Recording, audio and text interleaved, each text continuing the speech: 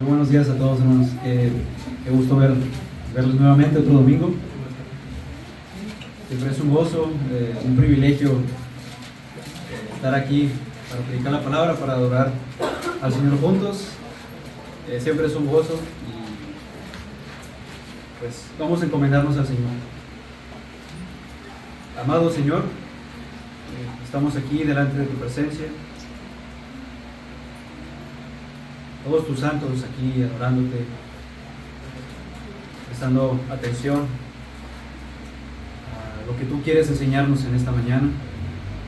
Que sea tu Espíritu Santo moviendo corazones, redarguyendo corazones, mentes, para que puedan ver a Cristo, puedan adorarte, puedan contemplar a Cristo. Sé tú obrando en medio de tu pueblo, Señor, sé tú obrando en medio de nosotros, y guarda nuestros corazones para que atendamos a tu palabra con diligencia. Bendito seas por siempre. Amén. Muy bien, vamos a hacer una breve pausa en el domingo, el día de hoy, a nuestra serie de Colosenses. Así que les voy a pedir que vayamos todos a Hebreos, capítulo 12, versículos del 1 al 3.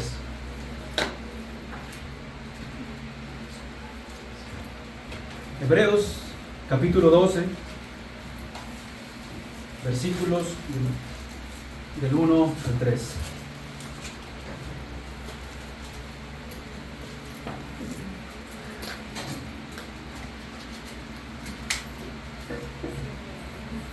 Muy bien. Dice la palabra de Dios. Por tanto, puesto que tenemos en derredor nuestro tan grande nube de testigos, despojémonos también de todo peso y del pecado que tan fácilmente nos envuelve, y corramos con paciencia la carrera que tenemos por delante. Puestos los ojos en Jesús, el autor y consumador de la fe, quien por el gozo puesto delante de él soportó la cruz, despreciando la vergüenza, y se ha sentado a la diestra del trono de Dios. Muy bien.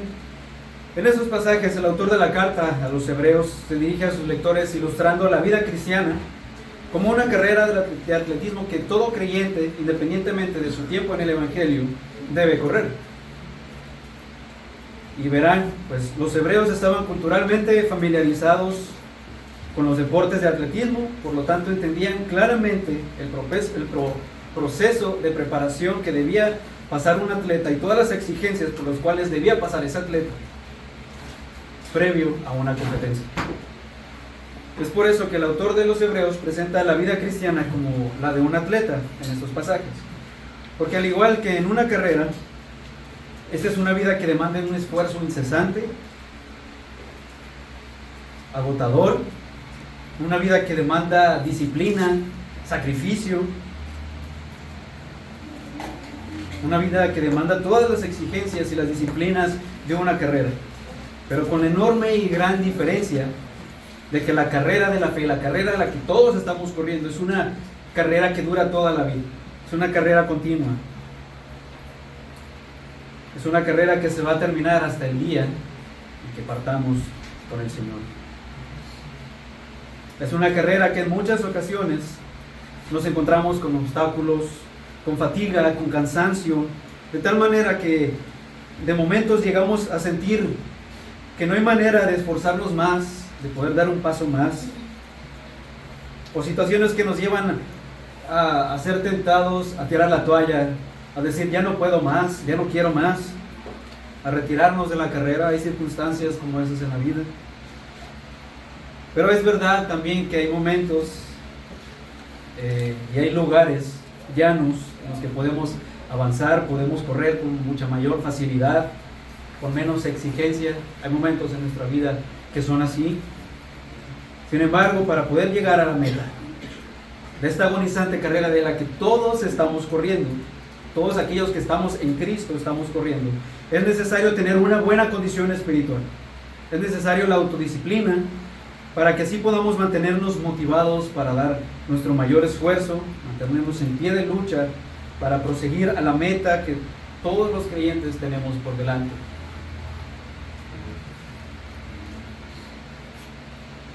Para eso tenemos nuestro primer punto a considerar, titulado El estímulo para correr la carrera. Primeramente vemos un por tanto. Cuando vemos un por tanto, de entrada ya sabemos que está conectando su idea inicial. Está conectando la idea inicial con otra. Es usado como un elemento de transición para concluir una idea previa que tuvo. Por ejemplo, el autor de esta carta nos está diciendo o está concluyendo con lo que se dijo en el capítulo 11, en el que habla acerca del testimonio de hombres del pasado que conquistaron todo por medio de la fe. Busca crear en los hebreos entonces un estímulo, una motivación a que imiten las pisadas de fe de ellos, de estos hombres del pasado. Y es que todos somos criaturas de motivación. Antropológicamente necesitamos razones para hacer lo que hacemos. Necesitamos estímulos constantemente. No somos piedras y no hacemos todas las cosas en automático. No somos robots. De hecho, en algunas de sus Biblias, el encabezado del capítulo 11 se titula como Los héroes de la fe. Precisamente porque son presentados en este capítulo como un ejemplo a imitar para los hebreos cristianos, a quien les está escribiendo el autor. Pero que también es un ejemplo para nosotros. Ahora, el escritor se coloca en la misma categoría del corredor, igual que sus lectores. Él está junto a ellos corriendo con sus compañeros de competencia. Él mira hacia las gradas y ve una multitud de espectadores que en el pasado ya terminaron esa carrera y que dan testimonio acerca de la fe, si lo pudiéramos ver de alguna manera. Versículo 1 nos dice: por tanto, puesto que tenemos en derredor nuestro tan grande nube de testigos. Si pudiéramos ilustrarlo entonces de una manera, podríamos decir que el escritor de Hebreos nos dice que está corriendo y oyendo una multitud de personas en las gradas que ya terminaron esa carrera con honores y están testificando acerca del valor y la bendición de vivir por la fe. Ellos sabían cómo correr la carrera de la fe. Se opusieron al faraón, olvidaron los placeres y privilegios de su corte, atravesaron el Mar Rojo, derribaron las murallas de Jericó, conquistaron reinos, cerraron bocas de leones, apagaron el poder del fuego, recibieron muertos por resurrección, sufrieron torturas, burlas, escarmientos, prisiones, lapidaciones que los cortaron en dos, tuvieron que vestirse con piel de animales y padecieron destitución. Todo eso por su fe. Y el escritor está tratando de decir que deben correr como ellos, que debemos correr como ellos, que es posible y puede lograrse en esta vida, ya que ellos corrieron y corrieron, aún sin tener tanta luz como nosotros lo tenemos ahora. Con todo, cada uno de ellos salió victorioso y llegó a la meta final. Como vemos en Hebreos capítulo 11 versículo 4, hablando de uno de los héroes de la fe también. Por la fe, Abel ofreció a Dios más excelente sacrificio que Caín, por lo cual alcanzó testimonio de que era justo, dando Dios testimonio de sus ofrendas, y muerto, aún habla por él. Abel es uno de esos testigos del capítulo 11, de los llamados héroes de la fe, que aunque muertos, su testimonio de fe aún está hablando hoy en día. Aún muertos, ellos testifican a través de cada página de las Escrituras. En un sentido, ellos nos están alentando y nos motivan para correr la carrera con ímpetu, ya que al igual que ellos, nosotros corremos bajo la misma causa. Corremos bajo la misma causa, la causa de la fe. Pero no es que literalmente esta nube de testigos que está alrededor nuestro esté en las gradas viendo el cielo como corremos. Aquí la idea no es que debamos ser fieles para no decepcionarlos, ni que debamos intentar impresionarlos como un equipo deportivo lo hace con sus aficionados en la tribuna, en un estadio. Ellos son testigos para Dios, no para nosotros. Son ejemplos para nosotros, no son observadores. No nos están ahí mirando, nosotros debemos mirarlos, debemos ver su testimonio. Que nada alienta más el ejemplo exitoso de alguien que ya lo hizo. Los testigos ya han probado con su testimonio que la única vida que vale la pena vivir es la vida de la fe. Así que ellos están ahí para ser aliento, inspiración, ejemplos de piedad para nosotros, ejemplos de lucha por la fe, que corrieron precisamente hacia la misma meta que nosotros estamos corriendo. Ver cómo Dios fue con ellos nos alienta a confiar que así también será con nosotros también. Así también va a ser con nosotros. Despojémonos también de todo peso y del pecado que tan fácilmente nos envuelve y corramos con paciencia la carrera que tenemos por delante. En esta sección he titulado El peso que obstaculiza nuestra carrera. ¿Qué es el peso que obstaculiza nuestra carrera? Bien, ahora aquí el autor se está refiriendo a aquellos hebreos que habían hecho una profesión de fe en el Señor Jesucristo, pero que no estaban dispuestos a despojarse de aquellas cosas que impedían o que les impedían seguir a Cristo como Él debía ser seguido, como Él debía ser adorado. En otras palabras, ellos aún no habían empezado a correr esta carrera cuyo punto de partida era la salvación. Y ahora el autor de la carta los exhorta a sumarse a esta carrera y que depositen toda su fe y confianza en Jesús, despojándose de todo que estorba en su carrera espiritual, de todo en su transitar cristiano. Y una buena manera de ilustrarlo es de la siguiente forma. Ahora imagina que estás por correr una maratón de 10 kilómetros por la que te has preparado durante meses. Yo no creo que tú te vas a ir en pantalones de mezclilla. No creo que vas a cargar tus botas o tus zapatos con una mochila pesada, porque eso entorpecería tus movimientos, te hará más lento, te cansarás más rápido y puede causar lesiones en tu cuerpo. Por lo tanto, tú vas a escoger la indumentaria correcta. La indumentaria correcta correspondiente a la carrera. Vas a usar ropa ligera. Es por eso que los atletas mismos usan ropa ligera, cómoda y adaptada a su cuerpo para poder moverse con facilidad, para poder flexionarse, para poder saltar, para poder desplazarse con mucha mayor libertad. Entonces, de la misma manera, es como nosotros debemos portar la ropa correcta. Que de hecho, cuanto menor sea el peso, cuanto menor sea la carga, va a ser mucho mejor. Ahora nosotros, hermanos, si queremos ser considerados como corredores, literalmente como corredores, es necesario entrenar y ejercitar nuestros cuerpos para poder soportar las exigencias que una maratón o que una carrera está demandando. Entonces, ¿cuánto más debemos ejercitarnos? Debemos ejercitar nuestras vidas de piedad para mantenernos constantes y fuertes en la carrera de la fe, despojándonos de aquellas cargas o cosas que nos estorban para poder avanzar en nuestra vida cristiana. Al orar, al meditar en las Escrituras para encontrarnos con Cristo en su gloria,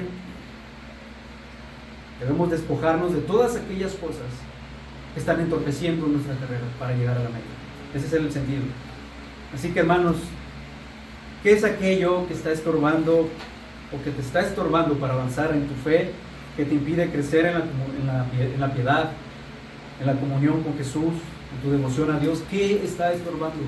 Identifica esas cargas. Puede ser pecado, pueden ser incluso cosas que son lícitas en tu vida, que no necesariamente son pecaminosas, pero si te están estorbando en tu caminar, entonces sí es pecado. ¿Qué son aquellas cosas que son carga para ti? Es el miedo al estar enfrentando el sufrimiento, es la amargura de la vida, es la decepción de las personas, son los placeres de esta vida. Si hay algo que está estorbando en tu relación con el Señor, entonces quítalo de tu vida. Despójate de ese peso que tienes en tu cuerpo y sigue corriendo hacia la meta. ¿Qué está estorbando en tu vida espiritual? Para saber que estamos avanzando en esta carrera debemos identificar ese peso. Y si tenemos las ropas correctas para correr esta carrera. Todos tenemos luchas y cosas de las que debemos despojarnos, que a veces no vemos o que simplemente no queremos ver, pero si queremos mantenernos en pie de lucha en esta carrera, entonces es necesario despojarnos de todo peso y del pecado que nos asedia, corriendo hacia la meta. Nos dice en Lucas 21, versículo 34, el Señor aquí está advirtiendo, está haciendo una advertencia y dice: mirad también por vosotros mismos que vuestros corazones no se carguen de glotonería y embriaguez y de los afanes de esta vida, y venga de repente entre ustedes el día. También nos dice el apóstol Pablo en Colosenses capítulo 3, versículo 8: pero ahora dejad también vosotros todas estas cosas: ira, enojo, malicia, blasfemia, palabras deshonestas de su boca. Así que, hermano, despójate de toda cosa que está impidiendo tu crecimiento y tu devoción a Cristo. Toda ira, todo enojo, toda malicia, toda blasfemia, toda mentira, todo pecado.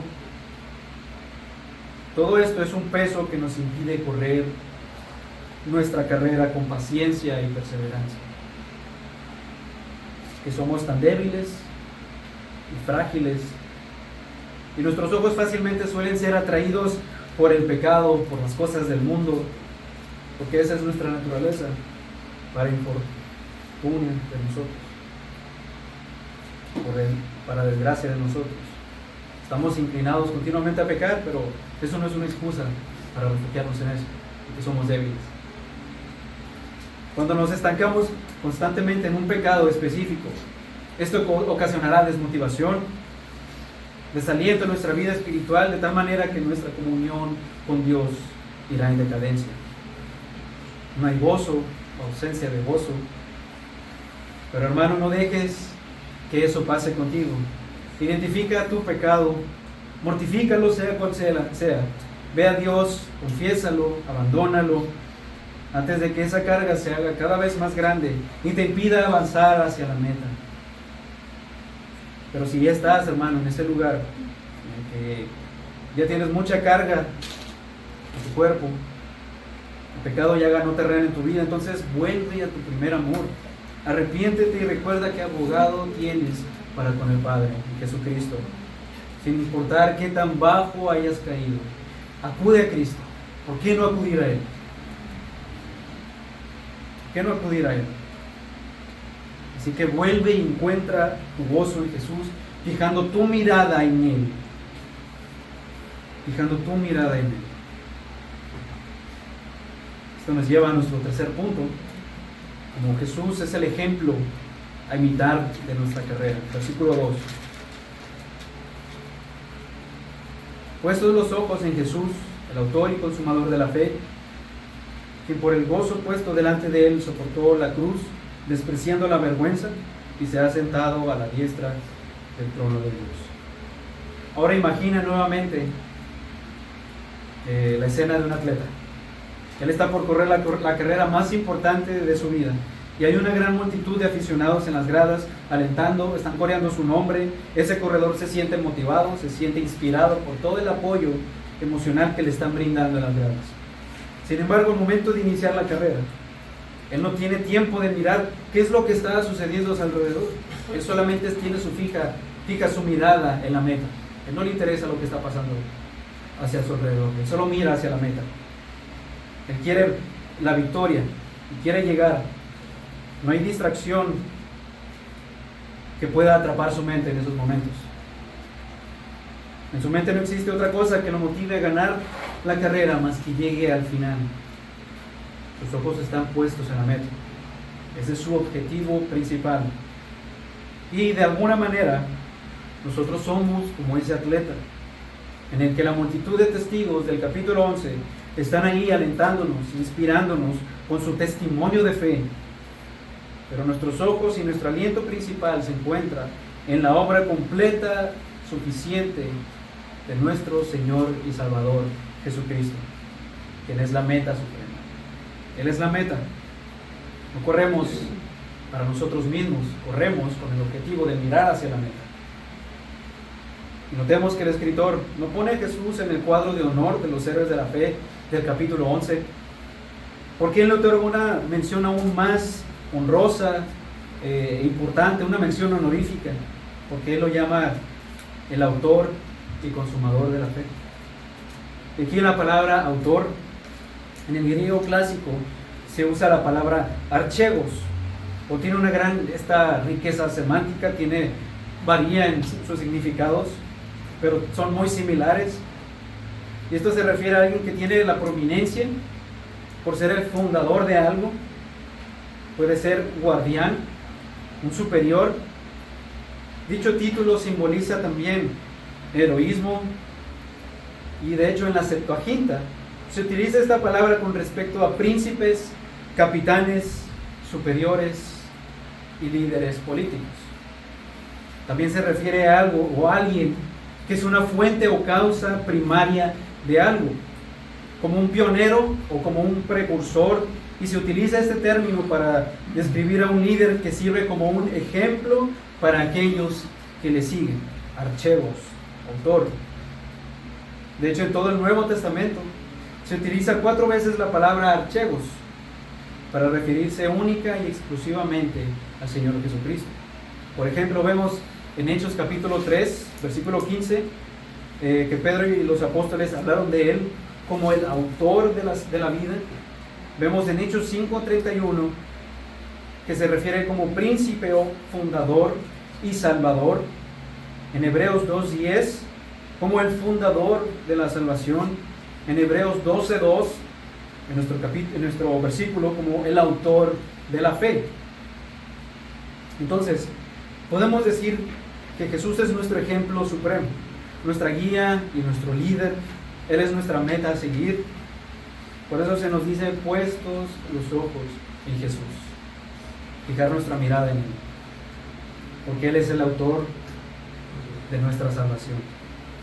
Él ha entrado en el santuario celestial como un precursor y ha abierto un camino nuevo y vivo para nosotros.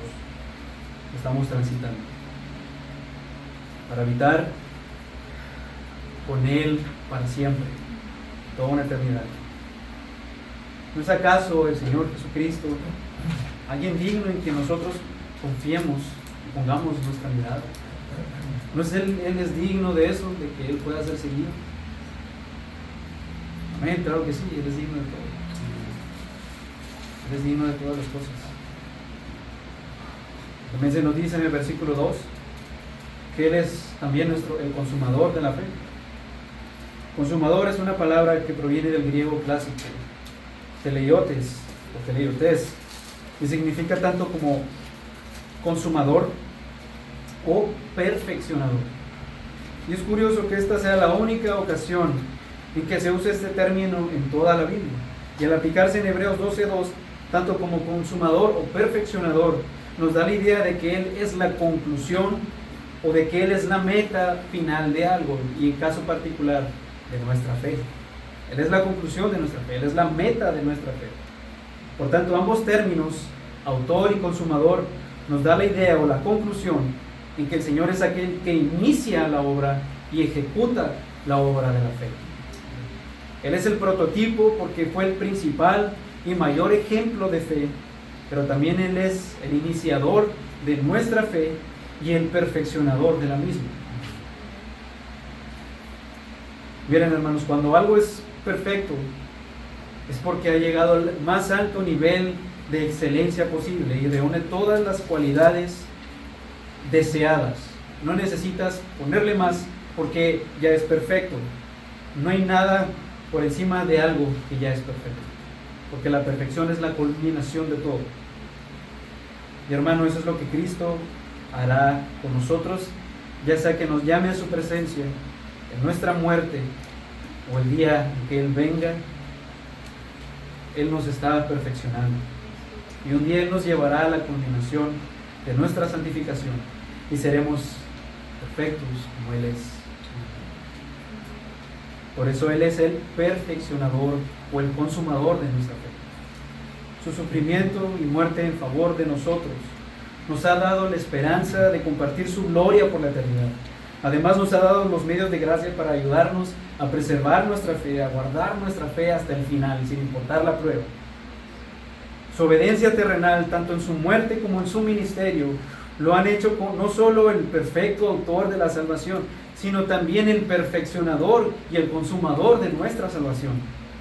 Para todos aquellos que han puesto su esperanza en el Señor Jesucristo, en el Señor de gloria. Él está trabajando en aquellos que han confiado en Él. Él culminará su obra hasta el día final.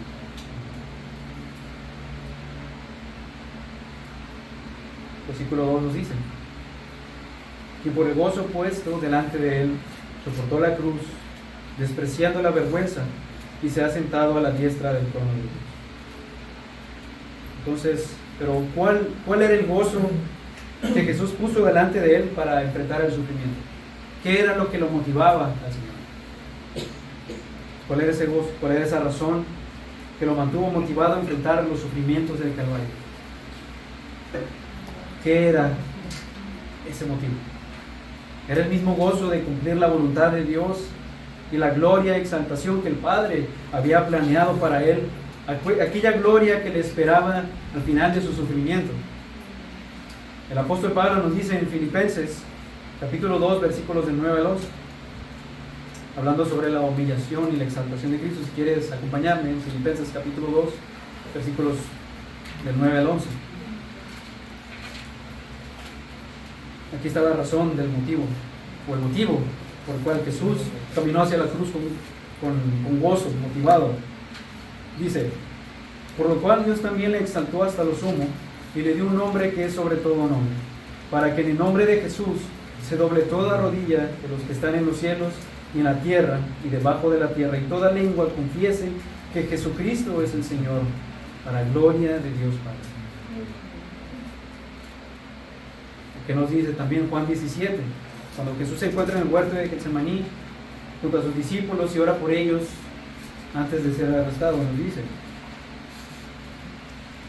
Más particularmente Juan capítulo 17 versículos 4 al 5.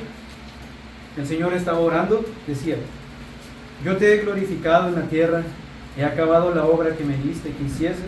Ahora pues, Padre, glorifícame tú al lado tuyo, con aquella gloria que tuve contigo antes que el mundo fuese. Ahí está nuevamente la motivación de Cristo. Era la cruz, era la gloria que ya le esperaba, la gloria que ya tenía desde un principio, pero iba a ser restituida por el Padre. Ese era el gozo que Jesús puso por delante de su Hijo. Pero aún existe un aspecto secundario que llevó a Cristo a mantenerse gozoso aún en medio de la agonía y los sufrimientos. Y era que Él ganaría un pueblo para sí mismo, para compartir su gloria con Él, con la gloria que el Padre le dio por aquellos que de antemano amó.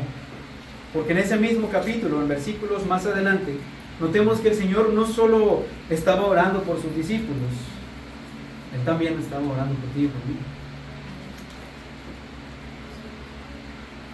Nos dice Juan 17 del 20 al 24: pero no ruego solo por estos, sino también por los que han de creer en mí por la palabra de ellos, para que todos sean uno, como tú, oh Padre, estás en mí y yo en ti, que también ellos estén en nosotros, para que el mundo crea que tú me enviaste.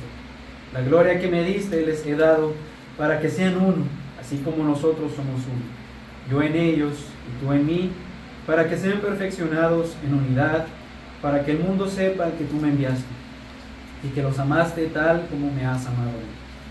Padre, quiero que los que me has dado estén también conmigo donde yo estoy, para que vean mi gloria, la gloria que me has dado, porque me has amado desde antes de la fundación del mundo. ¡Wow! ¡Qué increíble! Que el Señor nos tenía en sus oraciones, y algo también que lo motivó hacia la cruz fue su gloria, fue la gloria que le esperaba. pero también porque sabía que Él tenía un pueblo reunido que iba a creer, que iba a confiar en Él, que iba a compartir su gloria con ellos. Así que eso es motivo de alegría, de gozo para todos nosotros. Fuimos parte de ese gozo que motivó al Señor a ir con alegría a la cruz a pesar de la agonía. Él recibió la gloria del Padre y ahora Él quiere que nosotros veamos su gloria en esta vida. No solo en esta vida, sino en la vida, en la eternidad, en la vida venidera. Quiere que contemplemos su gloria y participemos de ella por toda la eternidad. ¿Para qué? Para glorificarle y disfrutar de Él para siempre, donde veremos su rostro cara a cara y le veremos tal cual Él es. El Señor soportó y experimentó la más grande y terrible agonía de ser abandonado y quebrantado por su propio Padre, y demostró de manera visible su fe y obediencia al Padre, aún hasta la muerte. También en ese mismo verso se nos dice que Jesús menospreció la vergüenza. Y este es un término que se refiere a aquellos actos que son fuera de la moral, aquellos actos que socialmente suelen ser vistos como inmorales o como deshonrosos. La crucifixión era una forma de ejecución vergonzosa que estaba prohibido imponerla a los ciudadanos romanos. Además de que los judíos, al demandar la crucifixión de Jesús, creían que de alguna manera lo estaban poniendo bajo la misma maldición de Dios. Por eso ellos demandaban la cruz al Señor. Lo consideraban como un maldito de Dios. Nos dice en Deuteronomio, capítulo 21, versículo 23, con respecto a la crucifixión: su cuerpo no quedará colgado del árbol toda la noche, sino que ciertamente lo enterrarás el mismo día, pues el colgado es maldito de Dios, para que no contamines la tierra que el Señor tu Dios te da en heredad. También nos dice Gálatas capítulo 3, versículo 13: Cristo nos redimió de la ley, haciéndose hecho maldición por nosotros, porque escrito está: maldito todo aquel que cuelga de un madero. Así que la cruz era un tipo de muerte, de hecho el tipo de muerte más vergonzosa, inmoral, y los judíos, al demandar la crucifixión del Señor, lo exponían a la máxima de las vergüenzas y las humillaciones posibles, humanamente posibles.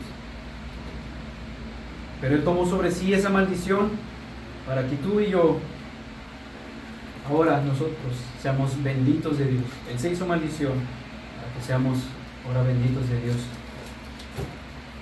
Él se hizo pecado en la cruz y se expuso voluntariamente a las peores humillaciones posibles para liberar a su pueblo de sus pecados, para poder compartir su gloria con ellos, con nosotros. Él es el autor y Él es el consumador de nuestra fe. Él triunfó y ahora Él está sentado a la diestra del trono de Dios, aquel lugar de honor que solamente a Él le pertenece, que es y será suyo por toda la eternidad. Toda la eternidad. De hecho, en repetidas ocasiones, en esta carta a los hebreos, se hace referencia al Salmo 110, versículo 1, diciendo: dice el Señor a mi Señor, siéntate a mi diestra hasta que ponga a tus enemigos por estrado de tus pies. Esta es una clara referencia cuando nos dice que Él se sentó a la diestra del trono de Dios. Es una referencia, Jesús completó su tarea en la tierra para asumir su lugar en el cielo a la diestra del Padre. Y ahora nos asegura de su ayuda divina para correr con paciencia la carrera que tenemos por delante, con la esperanza en la vida eterna. Esto nos lleva a nuestro último punto, versículo 3, el final de nuestra carrera. Dice: consideren pues aquel que soportó tal hostilidad de los pecadores contra él mismo, para que no se cansen ni se desanimen en su corazón. En otras palabras, lo que el escritor de esta carta nos está diciendo es que observemos y reflexionemos con detenimiento y veamos que el Señor Jesucristo estuvo expuesto en la cruz al enfrentar la hostilidad de su propio pueblo. A lo suyo vino y los suyos recibieron. Nos dice Juan 1:11. El Señor se encontró con una incredulidad obstinada, con una oposición inquietante. Él sufrió el odio de los hombres impíos, de aquellos que se oponían a la verdad de Dios, hombres que como tú y como yo, que en un tiempo estábamos sin Cristo, ajenos a los pactos de la promesa, sin esperanza, sin Dios en el mundo. Entonces, si Jesús experimentó el odio y la oposición de los hombres, ¿qué te hace creer a ti que no correremos con la misma suerte que Él? Juan 13:16. En verdad les digo que un siervo no es mayor que su Señor, ni un enviado es mayor que el que lo envió. No esperemos una corona de gloria en esta vida cuando nuestro Señor recibió una corona de espinas. No esperemos gloria y alabanza de los hombres cuando Él fue aborrecido y desechado por ellos.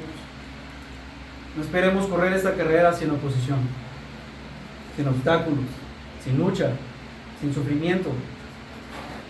Por eso Él es el autor de nuestra salvación. Él fue el ejemplo perfecto que corrió, que fue experimentado en quebranto, llegó a la meta. Nosotros lo miramos a Él. Por eso se nos dice que quitemos nuestra mirada en Él. Considera a Cristo, quien sufrió el menosprecio de los hombres. Considéralo para que así tu ánimo no desfallezca hasta desmayar.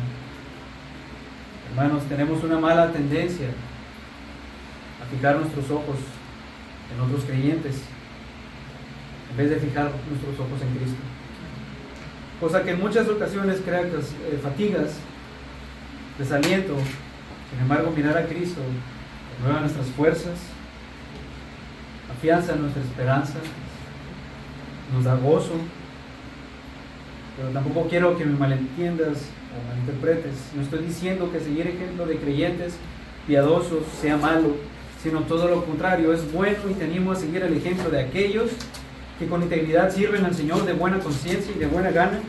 Sin embargo, cuando nos hallamos con faltas de nuestros hermanos que hemos puesto como un ejemplo para nosotros, porque ten por seguro que en algún momento el hermano que tú sigues como ejemplo va a fallar si lo sigues de cerca, o va a hacer algo que tal vez no te va a gustar, porque tenemos esa tendencia a decepcionarnos. Por eso nos dice puestos los ojos en Jesús. No dice pon los ojos en tu hermano.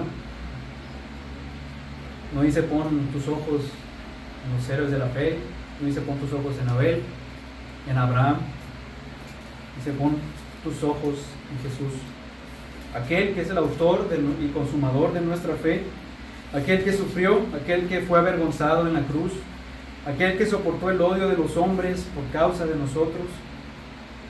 Puestos los ojos en aquel que no falla y que es digno de toda nuestra confianza, así que tomemos aliento y consuelo en Él, porque Él es digno de toda nuestra confianza. Todo peso y toda carga en nuestra vida será mucho más fácil de soportar al dirigir nuestra atención en Jesús, nuestro mayor y supremo ejemplo de obediencia y de fe hasta la muerte, quien perfeccionará nuestra fe hasta llegar al día final, hacia llegar a la meta, ya sea que Él nos llame a su presencia o que muramos en esta vida. Así que considera aquel que se humilló hasta lo más profundo, que despreció toda vergüenza y dolor y soportó todo el peso de la ira de Dios en tu lugar, por nuestro pecado, que padeció hasta la muerte de cruz. Hermanos, la vida cristiana es una carrera que todos aquellos que estamos en Cristo estamos corriendo. Todos estamos corriendo, pero no estamos corriendo solos. Dios ha puesto hermanos para soportar nuestras cargas juntos, para motivarnos, para correr juntos hasta el final. Ha puesto hermanos para que sean también de nuestro ejemplo, que nos ayuda a aligerar nuestras cargas o despojarnos de estas cargas. Así que cuando nos hallemos agotados o cansados en nuestras mentes, recordemos el Evangelio. Si nos sentimos débiles y decaídos, entonces volvamos a recordar el Evangelio. Estamos corriendo todos juntos hacia una misma meta. Todos tenemos el mismo objetivo, todos los creyentes en Cristo estamos corriendo hacia la meta. Corremos juntos, nos apoyamos juntos, nos alentamos juntos. Solo para terminar, mira lo que dice Filipenses capítulo 3, versículos del 12 al 14.